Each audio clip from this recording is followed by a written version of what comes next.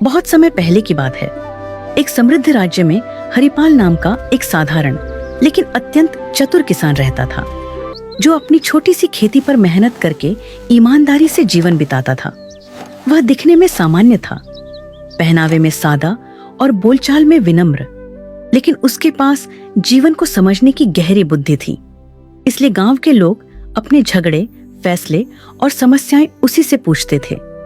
उसी राज्य के राजा वीरसेन न्यायप्रिय और विद्वान थे, पर उनके मन में एक चिंता थी कि आजकल लोग केवल किताबों का ज्ञान दिखाते हैं, जबकि सच्ची बुद्धि बहुत कम लोगों में होती है। इसलिए उन्होंने यह निश्चय किया कि वह पूरे राज्य में सबसे चतुर व्यक्ति को खोजेंगे। राजा ने घोषणा करवाई कि जो व्यक्ति उनकी परीक्षा में सफल होगा उसे सम्मान और पुरस्कार मिलेगा। बड़े बड़े विद्वान, व्यापारी और चालाक लोग राजधानी पहुंचे, पर हरिपाल शुरू में नहीं गया, क्योंकि उसे न इनाम का लालच था और न दरबार की चाह।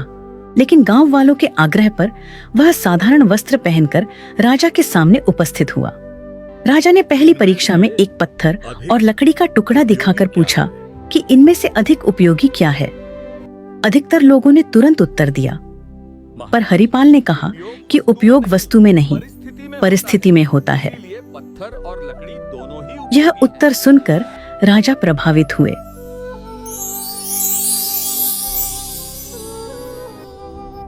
दूसरी परीक्षा में राजा ने पानी का घड़ा और सोने की थैली रखकर पूछा कि प्यासा मुसाफिर क्या चुनेगा। जहां लोग धन की ओर झुके, वहीं हरिपाल ने कहा, महाराज, जीवन रहेगा तभी धन काम आएगा। और राजा और प्रसन्न हो गए। अब तीसरी और सबसे कठिन परीक्षा आई। राजा ने आदेश दिया कि सभी लोगों को एक रात महल के बगीचे में रहना होगा और सुबह तक ऐसा फल लाना होगा जो न जमीन पर गिरा हो और न ही बहुत ऊंचाई पर हो। साथ ही किसी भी पहरेदार को नाराज नहीं करना होगा। बाकी सब लोग इस परीक्षा को नामुमकिन मानकर पीछे हट गए, पर हरिपाल ने हार नहीं मारी।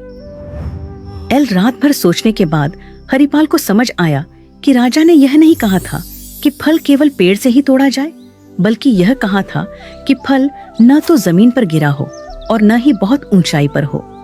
सुबह होते ही उसने महल के बगीचे में लगे फूलों के पौधों और झाड़ियों को ध्यान से देखा। तभी उसकी नजर एक अंगूर की बेल पर गई, जो दीवार के सहारे छड़ी हुई थी। उस पर फल यानी अंगूर जमीन से ऊपर था, लेकिन किसी ऊंचे पेड़ पर नहीं। हरिपाल ने पहरेदारों से विनम्रता से पूछा कि क्या वह उस बेल के पास जा सकता है, क्योंकि वह राजा की आज्ञा का पालन कर रहा है। उसकी शांति, नम्रता और सच्चाई देखकर पहरेदारों ने उसे रोकने के बजाय रास्ता दे दिया। हरिपाल ने बिना किसी नियम को तोड़े बेल से फल तोड़ा और दरबार में ले आया। जब राजा ने उससे पूछा कि उसने यह कैसे किया, तो हरिपाल ने हाथ जोड़कर कहा कि सच्ची बुद्धि कठिन रास्ता चुनने में नहीं, बल्कि नियमों को समझकर सही और सरल मार्ग ढूंढने में होती है। यह सुनकर राजा वीरसेन अत्यंत प्रसन्न हुए और उन्होंने घोषणा की कि हरिपाल ही सच्चा चतुर है, क्योंकि उसने ज्ञान, धैर्य और व्यवहार तीनों का संतुलन दिखाया है। राजा ने उसे सोने का पुरस्कार दिया, लेकिन हरिपाल ने उतना ही सोना लिया जितना गांव में कुआं बनवाने के लिए आवश्यक था, और बाकी लौटा दिया। यह देखकर राजा ने कहा कि जो बुद्धि दूसरों के भले के लिए काम आए, वही सबसे बड़ी बुद्धि होती है। हरिपाल सम्मान के साथ अपने गांव लौट आया और पहले की तरह सादगी से जीवन जीने लगा। लेकिन उसकी कहानी पूरे राज्य में फैल गई और लोगों ने समझ लिया कि सच्ची चतुराई दिखावे में नहीं, बल्कि सही सोच और सही आचरण में होती है।